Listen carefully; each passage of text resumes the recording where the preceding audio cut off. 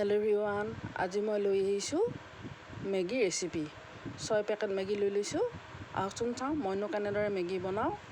ইফালে পিঁয়াজ ৰঙচুৱাকৈ ভাজি লৈছোঁ আৰু 6 পেকেট মেগী, সেয়েহে 3 গিলাচ পানী ঢালি দিছোঁ আৰু ওপৰতে কেঁচা জলকীয়া দি দিছোঁ আৰু উতল অহালৈ বাট চালোঁ। এতিয়া উতল আহিলেই আৰু 3 পেকেট মেগী মছলা ঢালি দি চামুচেৰে লৰাই দিলোঁ আৰু মেগী গোটেইখিনি দি দিলোঁ আৰু চামুচেৰে ভালদৰে লৰাই দিছোঁ।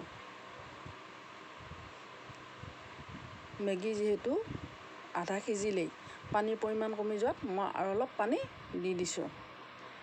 আপোনালোকে যদি চুপ টাইপৰ খায় তেনেহ'লে পানীৰ পৰিমাণটো বঢ়াই দিব।